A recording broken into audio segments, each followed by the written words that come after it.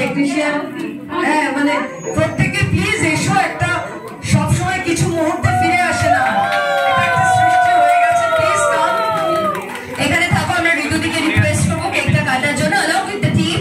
আর আমরা সবাই ওয়েট করছিলাম এই মুহূর্তটার জন্য। সবার পুজো ভালো কাটুক, কারণ আমরা একটা কথাই বলছি, দুর্গা পুজো সবার, এবং যে যেভাবে সেভাবে এবছর যেভাবে পালন করতে চায় সে সেভাবেই পালন করুক। এবং সবাই মিলে একটাই রিকোয়েস্ট, এই গানটা যারা যারা আপনারা শুনলেন, এই গানটা তো খারাপ বলার কোনো জায়গা নেই, ভীষণ ভালো একটা গান। এবং আমি রিকোয়েস্ট করবো এই গানটা আপনারা সবাই শেয়ার করুন।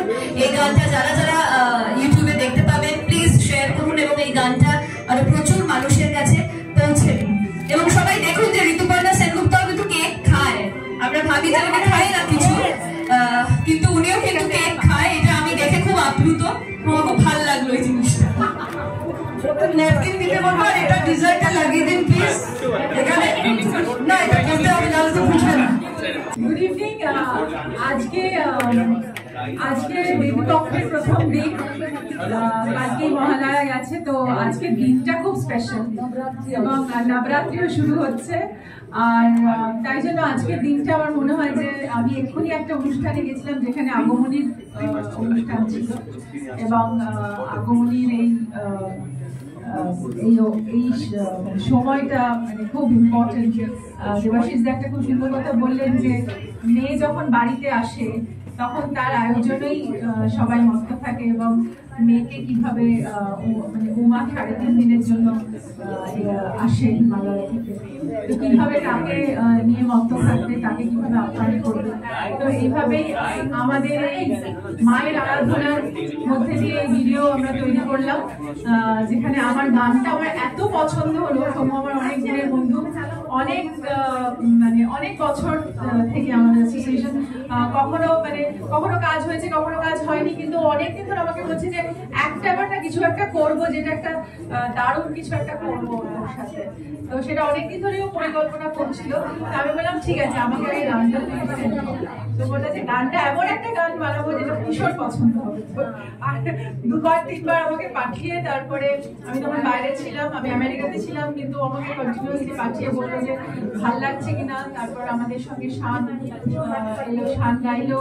তো পুরোপুরি তখন মনে হলো যে সত্যি গানটা এত অপূর্ব হয়েছে যে আমি বললাম যে না, এটা ডেফিনেটলি এই কাজটা করা আমার হবে, এবং আমরা এটা করলাম। এবং এটার মধ্যে অনেক কনস্ট্রেন্ট ছিল, অনেক কষ্ট হয়েছে।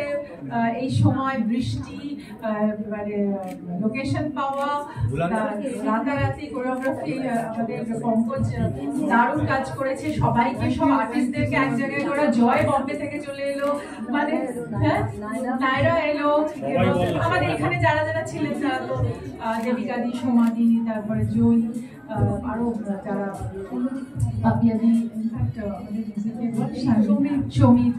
সৌমিত তাড়াতাড়ি একটা দারুণ মিউজিক রেডি করে ফেললো। তো সব মিলিয়ে আমার মনে হয় যে ইট ওয়াজ আ ফ্যান্টাস্টিক কোলাবোরেশন, এবং আজকে তার একটা দারুণ আমরা জায়গা দেখতে পাচ্ছি যে আজকে লঞ্চ হচ্ছে, আজকে খুব ভালো দিনে লঞ্চ হচ্ছে, সেটা খুব ইম্পর্টেন্ট। এবং আমিও আছি, এবং আমি আজকের দিনটাই চেয়েছিলাম যে হোক, তো আজকে আমাদের আরেকটা অনুষ্ঠানও ছিল। তো আজকে দিনটা খুব আমার কাছে মনে হচ্ছে যে খুব ভালো দিন। এবং আমাদের মধ্যে অভিরূপ এসছে, ও খুব ভীষণ ভালো ডান্সার, ও একটা দারুণ আগমনী নাচও করে এলো। তো আমাদের এটাও করবো, হ্যাঁ এটাও আমরা যখন করবো, রিলস বানাবো, নিশ্চয়ই আমাদের রিলস গুলো। আর আমাদের